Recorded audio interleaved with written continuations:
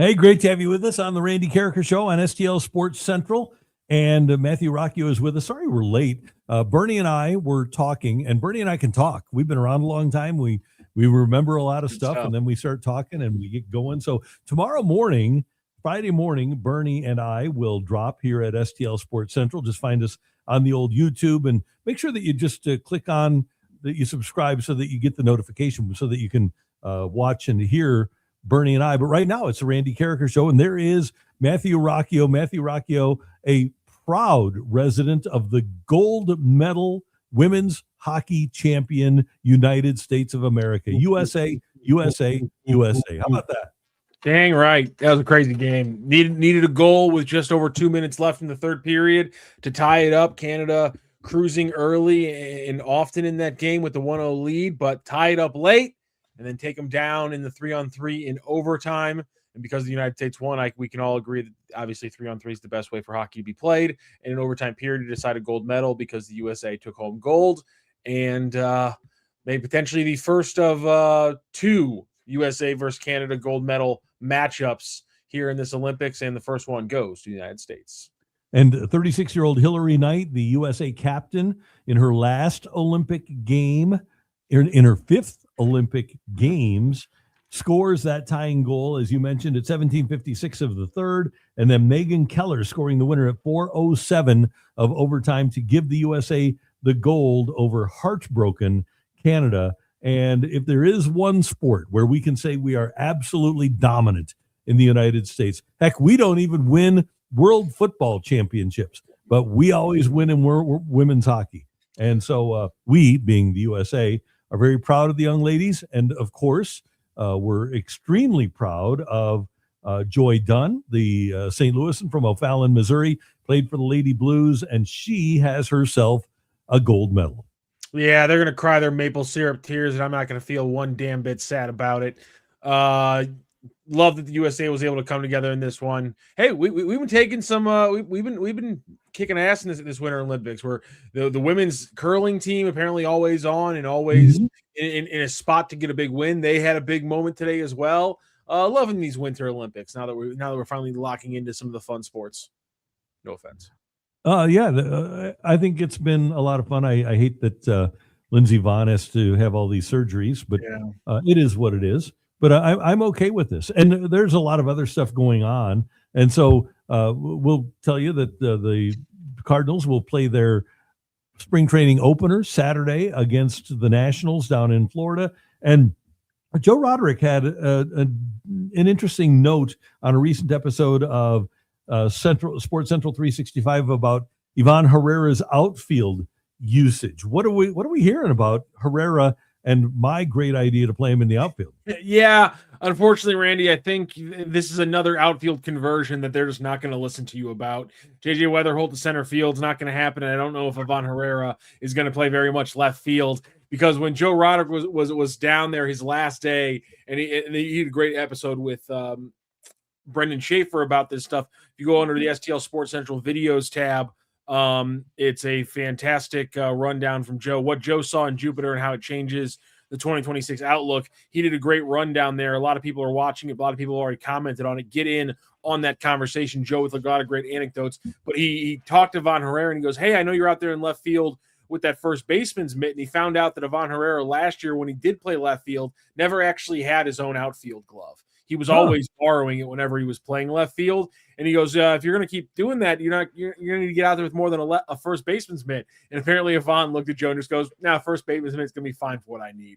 And then you had Matt Pauley, who jumped onto Twitter yesterday and pointed out that, essentially we kind of guessed at it, about what it could be. And it looks like him in the outfield is just when he's not on a throwing day at catcher, he just wants to be out in the field to get a workout going, to keep the blood pumping and the body moving. So it doesn't look like Ivan Herrera is going to be playing much more left field. They're not even going to get him that glove, but he does still have the first baseman's glove in his bag, Randy. So maybe that it appears, and it would make sense that would kind of be the next shift if he doesn't work out at catcher.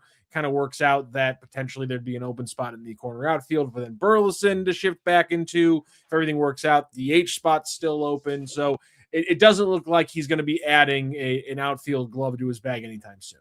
And I wonder if the Cardinals, because they love Alec Burleson at first, I wonder if they would give up what they perceive to be really good defense at first and move him to a position where they don't think he's as good and put an inexperienced guy at first base. So along these lines, you mentioned DH. Maybe that is, unless Herrera winds up being a better thrower than he's been so far in his major league career, and that's possible, a better thrower and a better game manager. Unless that happens, I would think that maybe his near-term future is as the designated hitter. Yeah, and I think it would make sense. I think it would be best for his bat. I've seen it before with guys who moved from catcher to first base to DH to lengthen their career. Makes a lot of sense. I got no issue with it. Also, some other stuff when we're talking about left field. Derek Gould in the STL Today had a great story kind of about Lars Nootbaar and how the injuries he thought had sapped his athleticism and whether or not he's going to be able to kind of get that back once he is healthy. Interesting kind of thing to monitor because obviously it doesn't look like they're starting the season with him. But nonetheless, if he does get healthy and there is all that StatCast, darling stuff there with Lars Nootbaar, if he can get it back, it could be an interesting wrinkle, once we start talking about early May when he's actually a little bit healthier and maybe a little bit locked in.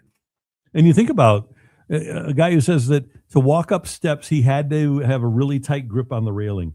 His ankles, his Achilles were that bad. Jeez. If you, as a youngster, and he mentioned, hey, I'm 26, 27 years old and I can't even walk up steps, but it doesn't matter how old you are.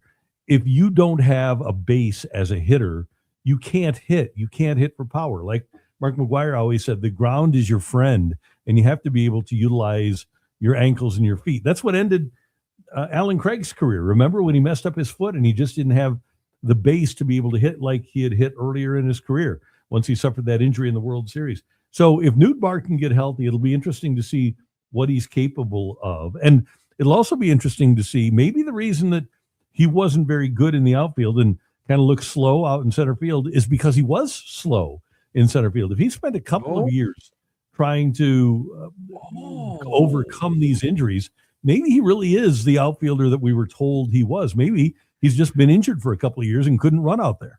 I have not given thought to Lars Nootbaar being able to play center field in quite a bit of time. So that's quite interesting. I hadn't thought about that that really should have been one of my first thoughts when he talks about his athleticism, maybe getting that back.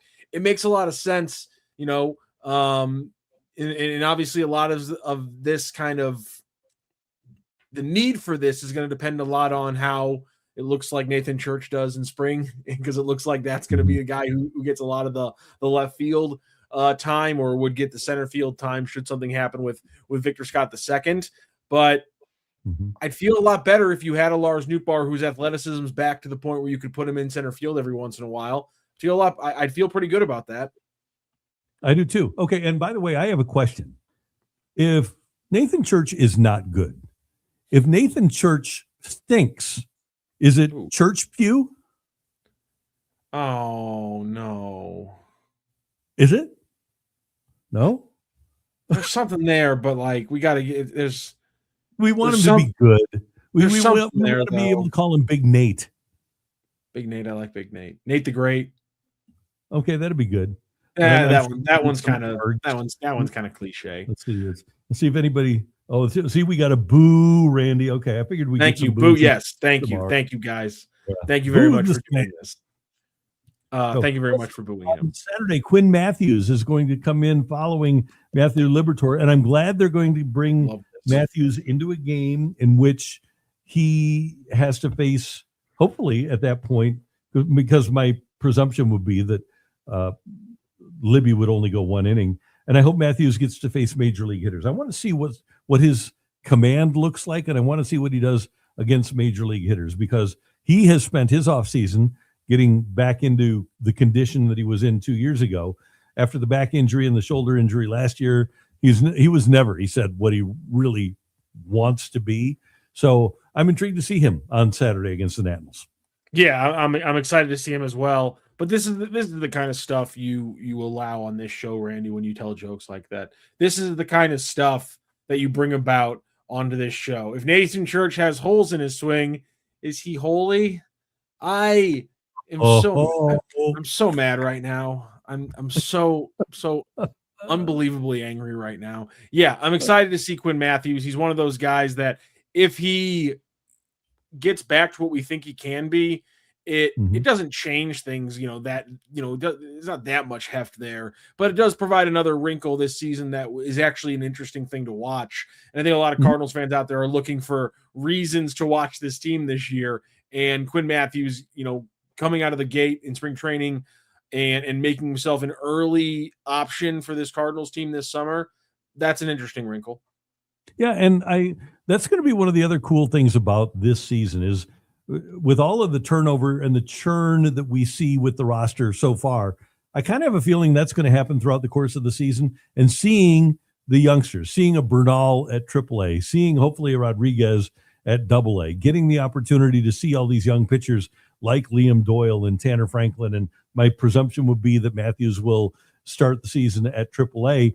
We'll get the opportunity to watch that. And by the way, if you didn't hear us before, Matrix Midwest is going to air a ton of AA and AAA games. So you'll get the opportunity to see those guys on a regular basis. And I think with the way that the organization is set up now, guys that we can plan on seeing in the future, I think it'll be fun to see the future. And the other part of it is, Matthew, is, okay, we're going to see the future, but then what happens to the guys in the present? What happens if Dick Fitz winds up being better than we anticipated he was going to be? What if Josh Baez gets hot and Jordan Walker becomes an 800 OPS guy, and all of a sudden you've got too many guys? I'm really interested to see how Chaim Bloom and the organization are going to handle, if they hopefully have too many players, how are they going to handle it in the early going? Are they going to leave guys down at AAA and let them just keep hammering away, or are they going to move major leaguers and make more trades so that they can put people into places where they think they can succeed? Because there are going to be players that don't make it. There are going to be players that the Cardinals are going to say, as they watch them play, yeah, this is not a guy that we can win with. And they'll be looking for ways for some of these guys to move them out of St. Louis. Do you have any positions you think will be kind of a pinch point for those decisions? Well, I think that the outfield spots are, and that's because right now, if Josh Baez gets off to the start and performs the way that he performed last year, and they still like Walker and they like Scott and they like Nootbaar, then all of a sudden you've got four guys for three jobs. And if Herrera is your DH, then I think he's there. They really don't have, and I know a lot of people love Thomas Saggese. Thomas Saggese doesn't have the ceiling that a guy like Gorman has. And I don't think, unless it's the other Baez that they acquired from the Mets last year, I don't think they really have another third baseman on the horizon now.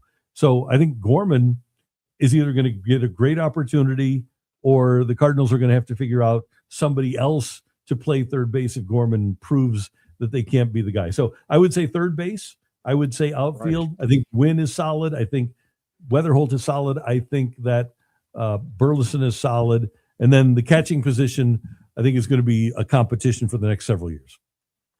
I had not thought about the idea, despite the fact that it's quite likely, of what happens at third base if Nolan Gorman doesn't work out. I think that's that's a good question. I think you just need to have more, and not that Saggese's terrible, but I think especially with where the Cardinals are in terms of their lack of power, they need to get power from the corners. They aren't going to get a ton. Yeah. Maybe in a great year, maybe in Alec Burleson's best year, he'll hit 25, but he seems to be an 18 to 22 home run guy. You haven't seen it all really from Walker, although he hit 17, I think, in his rookie year. You're not going to get power from center field as we speak from Victor Scott II. Doesn't look like you're going to get a ton of power from Nootbaar. So you got to get power from somewhere. And if it doesn't come from Gorman at third base, I think whoever is playing third is going to one of the prerequisites is going to have to be that you hit for some power. Yeah, and I'm sure somebody in the chat will mention it. I just don't buy. It's at least there's got to be a lot of at bats between now and when Blaze Jordan has proven it to me or the Cardinals. I would guess that he actually has power, because I mean 171 at bats. In the Boston system last year, he had a 480 slugging percentage. Then 172 at bats with the Cardinals, he had 366 slugging percentage. So not ideal when you talk about a guy who is really the only person in the system that you could be called a corner outfielder, and the power has never materialized in his pro career that everyone thought was going to be there as a prospect. So I know people are going to say somebody like Blaze Jordan when we talk about what happens at third base if Gorman doesn't work out, but I don't think that's really a realistic expectation. It could happen, but it's not a high percentage chance. Yeah.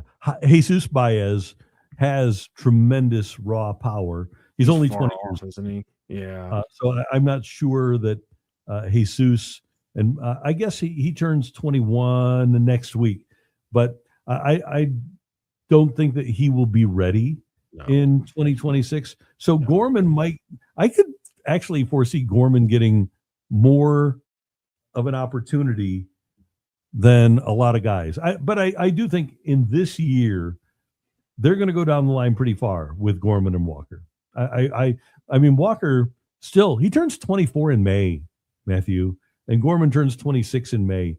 And I think the Cardinals, rather than looking at their experience in, how do we say this nicely, in a limited system, minor league system over the last few years in terms of teaching, I think they want to give those guys the opportunity to play under the tutelage of legitimate coaches and get a rather extended period of time with them. All right, you want to shift from what might happen in Cardinals baseball to what might happen in overall baseball, which is a lockout and potentially not a salary cap, I guess. Well, yeah, Bruce Meyer was elected last night unanimously by the players, by the executive subcommittee, and so he's going to be the guy in charge of the union, replacing Tony Clark. Bruce Meyer is a guy that is a hard-boiled labor negotiator. He's not a guy that's really concerned with the history of or the future of baseball. The competitiveness in Bruce Meyer comes from winning negotiations. And he was strongly advocated for by Scott Boras, who, as we know, is as anti-cap as you can possibly be. Think of this negotiation essentially as being Scott Boras versus Rob Manfred. Even though those aren't going to be the two guys that are actually doing the negotiating, I really think, Matthew, that the baseball fan is in trouble with the strident nature of Bruce Meyer and the way that he's going to go about his business. His job is to do the best job for the players, and I think he's going to do that to the best of his ability, and the future of the game or the present of the game be damned. I don't think that he's the guy that's worried about missing games, because for him, this is no different than closing down an automobile assembly line for 3 months. I don't think I don't know that he appreciates the damage that you can do to baseball if you shut it down for 3 months. If you shut down an auto assembly line, if the United Auto Workers go out on strike for 3 months, at the end of 3 months, people are still going to need cars, and they're going to come back and they're going to buy them. If you shut down baseball for 3 months, so let's just say that it would be April, May, and June of 2027, people don't need baseball. You're going to have football on the horizon. You're going to have, for a good portion of that time, MLS being played. You're going to go into June with hockey and baseball, or hockey and basketball. I really think that all of baseball, and this isn't just the Players Association or the leadership of the Players Association, I don't think that they realize how fragile their sport is, that they could kill their sport if they're gone for 3 months in 2027. Randy, tell that to Chris Bassett. He doesn't know what he's talking about. He's one of the subcommittee players that we talked about yesterday on the 8-man committee, and here he was on the salary cap. The salary cap doesn't fix anything. If you look at every major sport that has a salary cap, we, referring to the MLB, have the best parity. The salary cap is not the issue. Having suppressed salaries across the league so owners can make more money is not the answer. Like if I tell you in 25 years the Dodgers will be going to 10 World Series. And Matthew, can we just go jump in? Yeah, edit it as we go. Here. Okay, so let's go to where you went so far. We have the best parity. Mm-hmm. If I'm not mistaken, the Los Angeles Dodgers have been in the World Series in 2018, 2020, 2021, 2024, and 2025, if I'm not mistaken. I believe you're correct, yes. So I don't know how they can say that the Dodgers winning the National League pennant pretty much every year equates to parity. Okay, move on. Well, he would go on to make a comparison to the with look, if I tell you in 25 years the Dodgers will be going to 10 World Series and winning 7 of them, is that an issue? Because that's the Patriots. No, it's not. No, it's not. The New England Patriots have won 6 championships, and yes, they've gone to. Let's see, Brady was 6-4 with them. Yeah. Since in the last 25 years. So does that mean that there isn't parity in the National Football League? I would argue no, but also I will say that the Patriots are doing it because A, they've been smart, and B, they were able to afford the best player for an extended period of time. Okay, what's the next sentence? The Chiefs have been to 6 or 7. The Philadelphia Eagles have been to 4 or 5. Oh, to me, I think the Chiefs have been to 5. I don't think they've been to 6 or 7. I think, if I'm not mistaken, they've won 3 and they've lost 2. Is this correct? I believe so, yes. Okay, so I think Chris Bassett is wrong there. The Eagles have been to 4 or 5. The Eagles, if I'm not mistaken, they beat the Patriots, right? They lost to the Chiefs, and they beat the Chiefs. That's 3, right? Well, he said to last 25 years, so that does include the 04 team as well. Okay, so the 04 team. Okay. So 4 or 5 in the last 25 years. Okay, I will give him that. The parity in our sport is better than any other sport. I would disagree, and I think that he's looking at the top end. He's not looking at the bottom end. I would argue that the people in Pittsburgh, the people in Cleveland, the people in Minnesota, the people in Kansas City, they would say that there is not great parity in Major League Baseball. As a matter of fact, and yes, you do have a large group of NFL teams that haven't been there, but at least they have a chance. And if you look at MLB, I think that right now we could pick out a group of teams that really don't, as the season begins, feel like they have a chance. The Rays might have a chance, but I don't think their fans feel like it. Marlins fans don't feel like they have a chance. Nationals fans don't feel like they have a chance. White Sox, Guardians, Royals, Twins feel like they don't have a chance. The Pirates fans don't feel like they have a chance to win the World Series. Cardinal fans certainly don't feel that way. Maybe some delusional Reds fans do. The A's don't have a chance. The Angels really don't. And in the West, the Rockies and the Diamondbacks really this year don't have a chance. So I would say that Bassett, while looking at the top, is failing to look at the bottom and the teams that don't have a chance. Also, while we're in the middle of this, let's the examples he used. There's a possibility if you're in the NFL and you're in Kansas City that you can have a 10-year dynasty and win 5 or 6 times. Mm-hmm. But if you're the Kansas City Royals, you get to take 2 shots at the title. You get to win 1, and then you pretty much have to break everything down, and not compete for another 6 or 7 years because you can't afford to pay all the players because everyone gets paid more when they pay. Because there's no way that you can do things like the Kansas City Chiefs just pulled off, where you take a $70 million cap hit and turn it into a $35 million cap hit, create more money to actually spend that season. And so Patrick Mahomes is still getting paid, but you're able to work the money around and keep him and continue to build on your sport. And that's something that a lot of baseball doesn't have right now. And it's also just Kansas City's doing what they're doing. If you go back to the last time when the Royals won in 2015, over the last 10 years, I mean, we're talking about 3 small market teams, or to mid to small market teams who have made it to the World Series. The Cleveland Indians did, the Tampa Bay Rays did, and I guess you could argue the Arizona Diamondbacks. Like, that's 3 out of 20 teams that are actually from the mid or small market. Every other one is from a like top 6 or 7 market in America. It's New York, it's Houston, it's Dallas, it's Boston, it's DC, it's LA, and Atlanta. Like, come on now. He would go on to say, we will make changes to try to help the so-called bottom teams out, but a salary cap and suppressing salaries and taking from players to try to help the so-called bottom teams spend more, that is not the answer. Because again, if you're trying to make a competitive league across the board, we have proof that every single league is less parity than ours. So how can you sit there and say a salary cap is going to fix this when every single salary cap sport has less parity? It makes no sense. And again, and I don't know where Chris Bassett is from. Let's see if we can find out. I think he's just ill-informed as to what the other leagues have. It's interesting that he brings up, he doesn't bring up the Oklahoma City Thunder. He's from Ohio. Akron. Okay.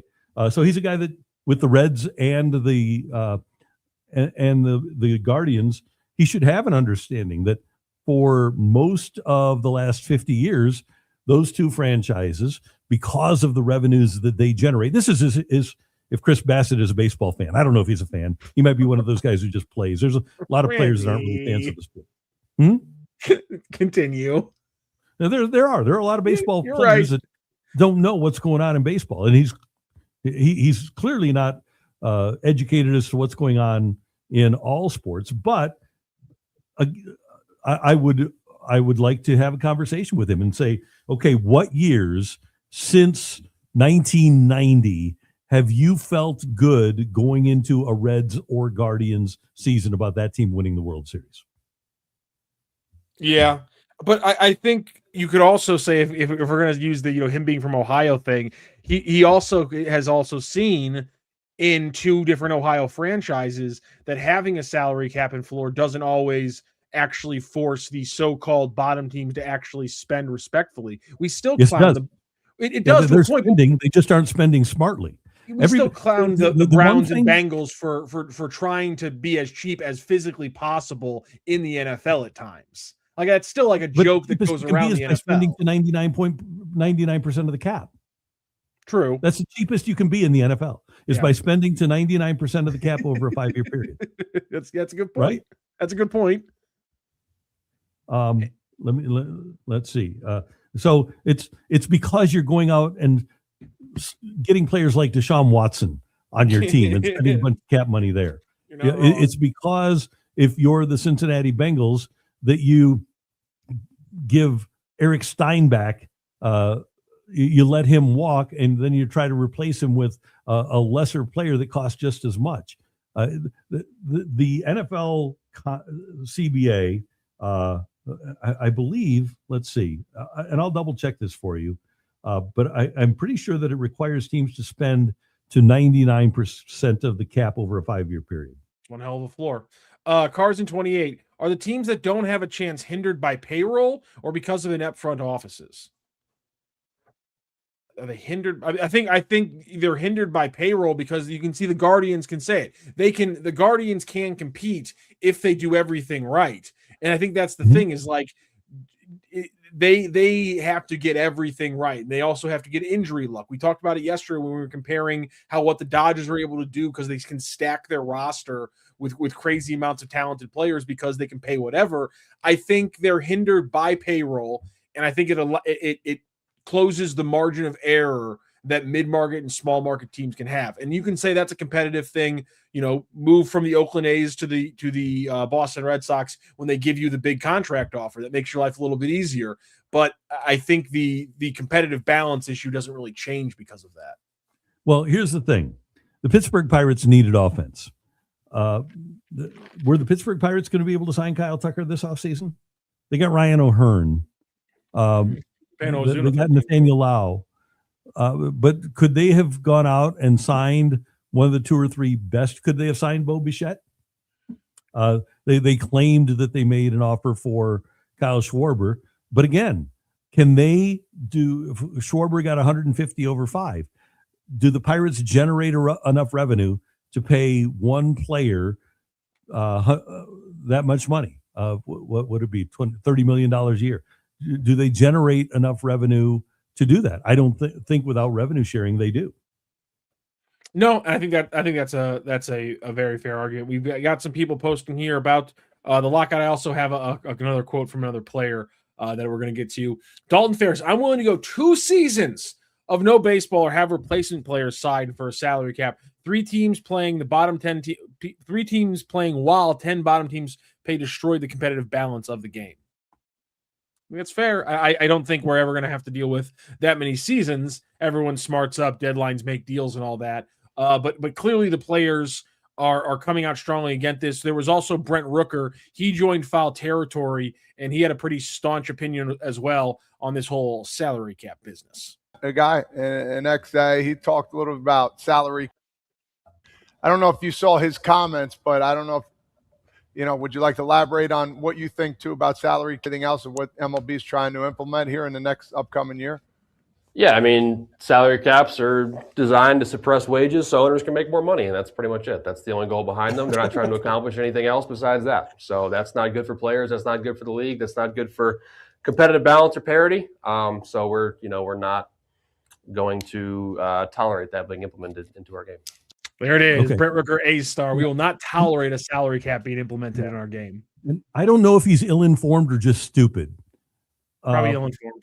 But I think if he would look closely, when he says that the salaries of major league players will be suppressed, if the players are getting 50% of the revenue generated by Major League Baseball with a cap, and right now they're getting 43% of the revenue that's being generated by Major League Baseball without a cap and a floor, by the way.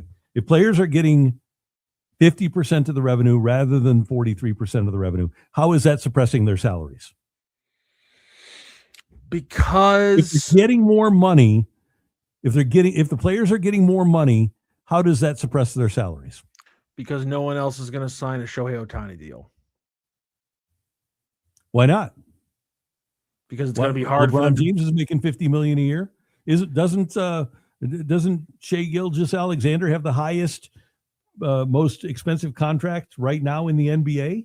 Yes, but that's a 15 person roster. So that's the money's going to have to be probably doled out a little bit differently.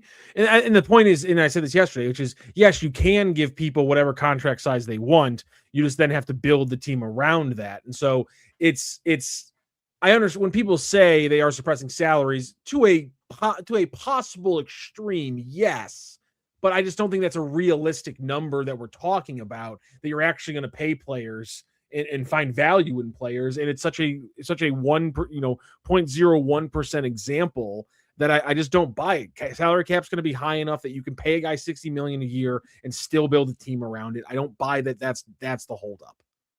Well, I'll tell you what, Jordan Love is making $55 million a year, and that team seems to have a chance, right? Yeah, that's a 52-man roster. $5 million a year with a 53-man roster, and that team has a chance. Yeah, I think listen. I understand that they want to make it about millionaires versus billionaires, but I wish they weren't stupid. I wish the players were just informed. And Brent Rooker makes himself sound like a complete idiot there. All he needs to do is be rational. He can say, hey, we don't want a salary cap because we think that is not in the best interests of our players union. And we want to let the market take its own way. And we don't care about the lower level players. We only care about the upper level. It doesn't even need to say that. We can read between the lines. But to say that it's going to suppress salaries is really disingenuous, because it's not. Yeah, and so right? your mama's point, any salary cap comes with a 50% revenue share, and that way teams like the Pirates can actually spend money. The point is you get to a point like the NBA and the NFL is at. And again, using the Chiefs as kind of like a byword to prove that you shouldn't have a salary cap and there's a lack of parity, when it's freaking Kansas City and they've been able to retain one of the most valuable stars in the entire sport, because the league is built around a financial system that allows you to draft well and then retain those players pretty much as often as you want. It gives you the franchise tag, which players hate, but nonetheless helps teams. And I know that's probably a bad example for baseball players, but nonetheless, it helps you build teams. The NBA's version of it is built. They've changed exact rules around the fact and the need to have things like Milwaukee drafting a Giannis Antetokounmpo, developing him, winning a championship with him, and then him staying. That has to be a real thing that can happen. Shai Gilgeous-Alexander in OKC is another great example of a mid-market team getting a star and always being able to re-sign that star to a top-level contract. That's how the money works out. That's what baseball needs, and right now it's completely lacking in that. And people can keep bitching all they want, and they're not wrong, that it would be nice if the billionaire Dolan family who runs the Guardians would just pump their money in there as much as they want. But we have to at some point have a conversation about realities. And the realities is, as these billionaires see it, they're not there to play fun money. They're there to run a corporate. They're there to run a business. And when you're in a mid-market, when you're in a mid-market like Cleveland, when you're in a mid-market like St. Louis, it doesn't matter as much that your owner has billions of dollars extra in other companies. We've been over this thousands of times. I know. I just wish that the players, it's like the players don't recognize that the internet exists and we can get all of this information. We have all of this information, and they're spouting off. They're making stuff up. Now, heck, sometimes you can make stuff up and you can go a long way making stuff up that's completely untrue. But it's not going to work with me in baseball. By the way, Matthew, I want to go back to my comment about the NFL CBA. It was only in the first couple of years of the CBA, 11 and 12, where teams were required to spend 99% of their cash over the course of a couple of year period. And then 2 more years, or no, from 2013 to 2020, NFL teams had to spend 95% cash on player salaries. And now over the course of any 3-year period, NFL teams have to spend 90% of the salary cap in cash. For example, 24, 25, 26, over that 3-year period, every NFL team has to spend at least 90% of the cap, which this year is over $300 million on player salaries. Yeah, that's good job by the MLBPA to get their line of thought out there into their subcommittee and the players' mouthpieces. We knew this was going to happen. Of course, guys like Chris Bassett, I'm a little bit more surprised about. Guys like Brent Rooker, who are trying to break off Bryce Harper contract levels. It's zero. Like, no one is surprised that a guy like Rooker, who wants to be Bryce Harper when it comes to the checkbook, that he has this opinion. And it'll always going to be guys like that who want to. And he's never going to be challenged on that show either. He's never going to be challenged on foul territory, because that's a bunch of players who are spouting what Scott Boras wants them to spout. It's going to be funny because I haven't watched the episode yet, but Kat's show with Holiday, Lynn, and Gibson, they're all very anti-salary cap. Not surprising, but they're also I don't think they were the biggest fan of some of the leadership of the NFL at the PA. So I'm very interested to see kind of how they fall after the last 2 days. But again, it doesn't surprise me when people who did make it or people who are trying to make it want the runway open for them like it was for previous players. But I can't not listen to or read about Yoel Pozo and think about how crazy that this system is and how it needs to change overall. And think about a guy like Brendan Donovan, who because of the way the system's built right now, never got to really cash in until he hit 30. It's like, say what you will, the system's broken in baseball. It needs a lot of fixes. And the players standing in front of that because they're worried about the absolute top level and not, in my opinion, caring nearly enough about the bottom and the mid-range, because they all want to be the top level. That it's a classic union mistake, and I hope they can move past that. I hope these are just the vocal people early who maybe aren't the majority. But I don't have a lot. Matthew, let me just let me give you 10 or 15 names here. Please do. Highest paid player in America is Shai Gilgeous-Alexander at $71 million a year. Capped system. Shohei Ohtani is second at $70 million. And then Jaylen Brown and then Joel Embiid at $64 million, Tatum at $62.7 million, Steph Curry at $62.5 million, Dak Prescott cap system at $60 million, Giannis at $58.4, Anthony Davis at $58.4, Jaylen Brown, he got a new contract, so he's up. Damian Lillard at 56, Jimmy Butler at 55.4, Jokic. I'm not seeing baseball players here, brother.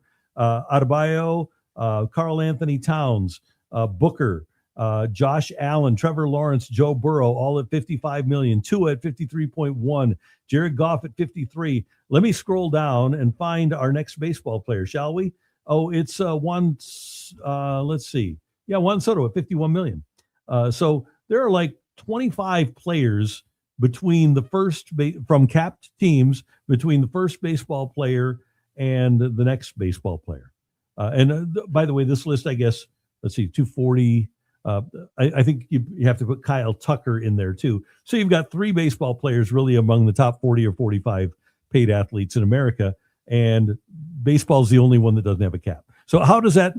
How can we tell that Jimmy Butler or Trevor Lawrence or Jordan Love or Jared Goff? How can we say, yeah, but you'd be making even more if you didn't have a cap? I don't think you can. Yeah, I think one thing that does jump out to me is that when you average all the salaries across the league, the NBA is 2 times more than the next closest league, which is Major League Baseball. When you just talk about full average salaries, I know the argument from these guys is the very top range. I just think there's so many players in baseball who are biting off the top, and I think the NBA is kind of a weird example because of the roster size relative to the salary cap is such a more stark example. Like if Major League Baseball had the same salary cap as like the NFL, what is the NFL salary cap last year? I'm not as tied into that number as I used to be. My apologies. So, how about the E-line? How about no cap, no base salary, but performance for pay metrics? I don't think you'll ever get a union to agree to that you get paid, because what if a guy gets injured, or what if a guy has a bad year? Like, are you going to pay? Patrick Mahomes did not have a great year. Does that mean he's any less of a quarterback? Sometimes what happens around you has something to do with the quality of your play. So I don't think that that's something that players would buy into. I would make players pick either a cap floor or no more guaranteed contracts. That's another thing. I don't think players will ever negotiate away guaranteed contracts. Any sport that has them, and that's baseball, hockey, basketball, I don't think the guaranteed contracts are going anywhere. No. And again, if the players are going to be this staunch about salary cap, then the conversation we have to start having is what can the Major League Baseball give to them to get the salary cap, other than a salary floor, obviously. If they're going to be this staunch about it, at some point there have to be concessions. I just wonder what could move the players that are this staunchly against this, if there's anything. I mean, Rooker says we won't tolerate it. Seems like a pretty hard line for a union to take. Yes. Well, somebody's going to have to educate the players, and especially with 10% of the players making 72% of the money. And I think that's gone up now. I think it's 10% of the players are making like 76% of the money. The other 90% is going to have to be educated. That, hey, it's this 10% that is represented by Scott Boras that is driving this train here. You guys, you 90%, you have a say too. And I think somebody's got to tell that 90% of the players that's not making a lot of money that they can make more with a new system that includes a salary floor. Problem there is AJ Przinsky on foul territory says that Myers is a bulldog, and so like where's that messaging going to come from? It's certainly not going to come from anybody who's in a position of power in the MLBPA. The Major League Baseball executive subcommittee in the last CBA voted 8-0 against it, and Bruce Meyer didn't like it.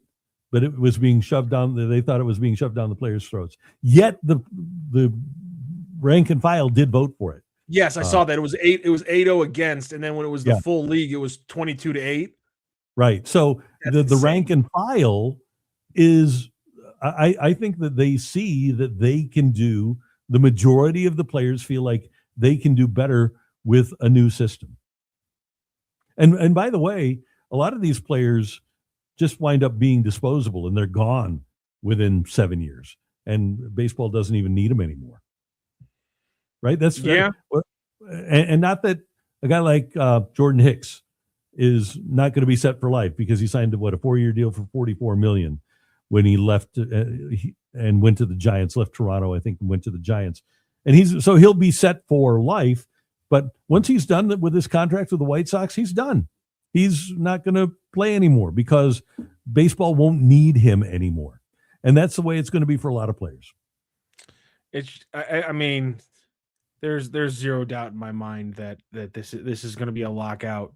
And at this point, I'd be willing to hedge. I'm going to go full Claibs. At this point, I'm not confident that we're playing baseball games on Flag Day of 2027. I'm not either. No, I'm not. Not confident at all.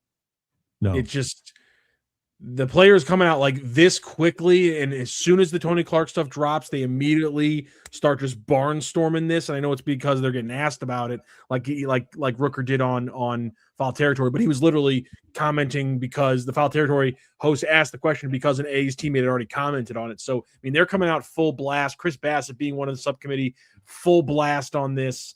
Yeah, I'm getting worried. Well, the UFL will be here. There you go. Maybe in 27. There we go. Right? Yeah, there we go.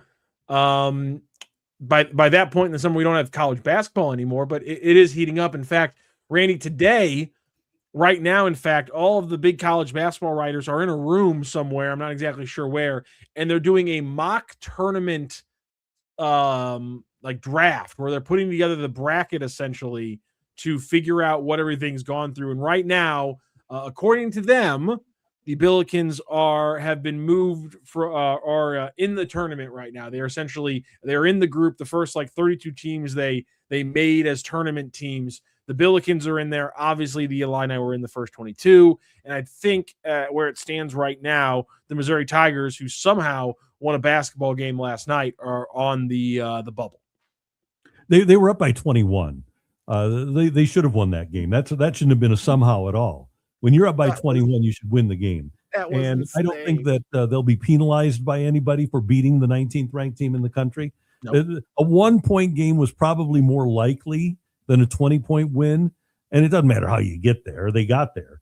And I think one thing that Mizzou needs to be wary of as they play Arkansas on Saturday and play the rest of the season. Now everybody that watched that game or everybody that prepares for Mizzou, like Calipari will be preparing for Saturday, everybody knows that Mizzou can't handle the press. And I would think that we'll see full court pressure against Mizzou, maybe from the opening tip, because they are just so disorganized against the press. They have no chance whatsoever. Yeah, that became pretty clear. And again, but the Tigers show, they have Mark Mitchell, they have Jaden Stone, Trent Pierce came up with a couple of big plays. They have more than just every game. It's a Mark Mitchell game. It's a game where they have to lean on Jaden Stone.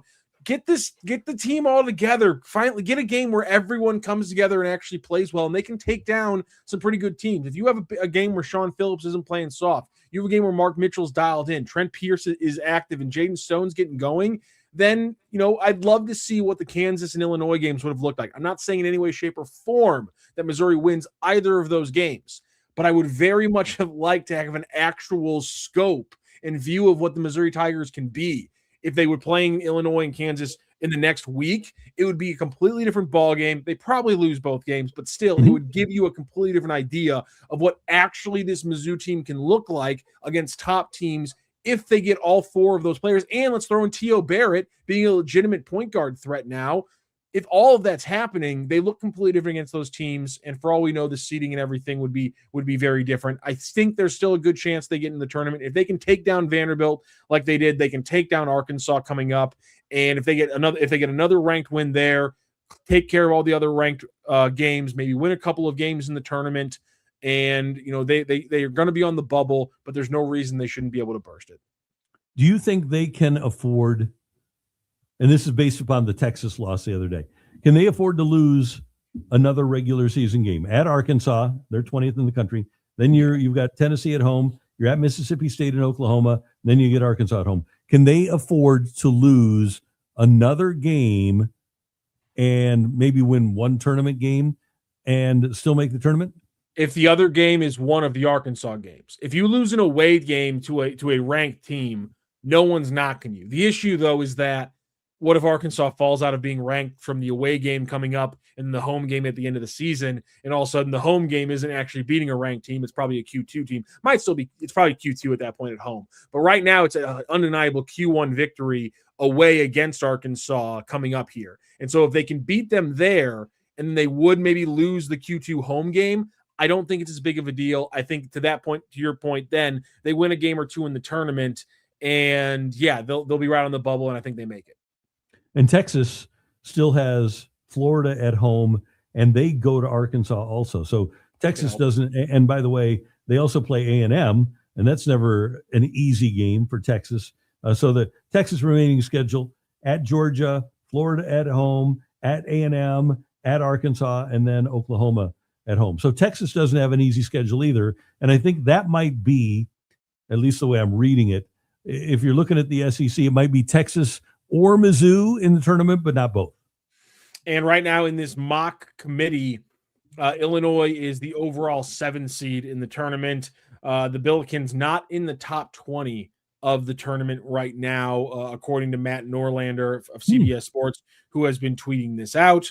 We'll see if the Billikens come in on the overall seed list before we finish the show here. Speaking of some college sports things, this was an interesting little thing that was going around. Ross Dellinger has an article of On3 talking about this little wrinkle here, Randy. Though no surprise, the NCAA Selection Committee will consider that one of the Auburn, Texas A&M, and Missouri losses came against an Alabama team that used an ineligible player. As opposed to the football cases, restitution action is not expected against Alabama. Lawyers explain why. You can catch that whole article on on3.com. But there was a little bit of a wrinkle here in that fellow journalist Seth Davis says Ross is correct here, although I would parse him calling Bediako an ineligible player. At the time he was eligible, now he is not. He'll be treated like any other player who played 5 games is not available for the tournament. Alabama was 3-2. And so there is no reason to believe this will be a factor. Highly overrated point of discussion, but I love the bracket nerddom. So Seth Davis kind of poo-pooing the Ross Dellinger there, saying this will be a factor in the consideration here. Nonetheless, Mizzou again losing to Alabama when they did have Bediako. Alabama went 3-2 with who is now an ineligible player. So I'm trying to think, if you are the committee, so that would, you're giving Mizzou grace because they were playing against a team that was using an ineligible player. Is that the way I'm reading this? You're giving them grace that one of their losses came against an ineligible player. Yes. Yeah, okay. Got it. Okay. That shouldn't have been there anyway. And Mizzou would have won the game had he not been there. Right. Well, that's could have won the game. Yeah. That's the extension of the thought process that it makes it unfair and things like that. Yes. That's what I believe would be the extension of the process. Yes. Or the thought process. Yes. Okay. And by the way, we are going to be at the Key in Midtown tomorrow on Friday for our pregame show before the Billikens take on VCU. And that'll be a great time. Can't wait to hang out with all of you. We want you to come by and say hi, enjoy some of the great food and drink at the Key, which is a burger, bar, and boogie place. They've got a lot of great stuff. It's at the Grand Center Arts District, the Key, and the Randy Karraker Show will be there with Matthew Rocchio tomorrow at 3 p.m. And then after that, we're heading on over to Chaffetz to watch the Billikens beat VCU. It's going to be great. Still working on confirming some guests, but right now I do know for a fact that we are going to be joined by the awesome one, Earl Austin Jr., one of the incredible, legendary voices on the Billikens radio broadcast. He'll be joining us over at the Key Burger Bar and Boogie to eat some good food and talk about a big Billikens game coming up later that evening at Chaffetz. So a couple other guest lines, sticks in the fire, if you will, but definitely the awesome one, Earl Austin, will be joining us to talk a little Billikens. I love to see that. By the way, Ghostface Gaming sends us a chat here. He says, Illinois would smoke SLU, LOL. They're going to win that game. Huh? They'll win that game. Illinois, it's a really bad matchup for SLU. At the same time, I don't know how many teams have been able to throw a combination of Deion Brown, who's 6'3" with an extended wingspan, Amari McCautry, Quentin Jones, Kellen Thames, being able to throw all those guys at Vogler over and over again. He's faced that a little bit in the Big Ten, but facing that in the middle of the tournament, I wonder if they can throw him off his game. But obviously with Ivasic and Mitrovic and the size they have, the scoring from Stojakovic that could still get involved if you take away Vogler. Yeah, Illinois is a very tough battle for anyone. That's why they're the overall 7 seed right now in the mock committee. And it would be a lot of size and a lot of shooting for the Billikens to overcome. Yes. It seems to me that Illinois is eminently capable of losing first-round NCAA games. Well, yeah. So we had Michelle here. She would definitely say, yes, no, they can lose that game in the first round. Illinois is great at doing that. So there is that factor. It would be hard for me to forecast that for this Illinois team, because even if that freshman disappears for a little bit, there's just so much size in all the Euros, so much shooting, so much skill. The rebounding's crazy. I think if SLU played a really good game, because here's the thing, why am I blanking on the kid's name with a B? I'm blanking on his name right now. For Illinois, he is a dogged defender. I don't want to take anything away from him, but I do think the one place where the Billikens could take advantage is that you could tire out this Illini squad, I think, with all of the off-ball movement, all the DHOs and things like that. Kylan Boswell is going to be an absolute pest, but Wagler's 6'6", but doesn't defend like that. Stojakovic, Mirkovic, and Ivasic, even Humrichhouse are all big 6'9", 220-pound guys.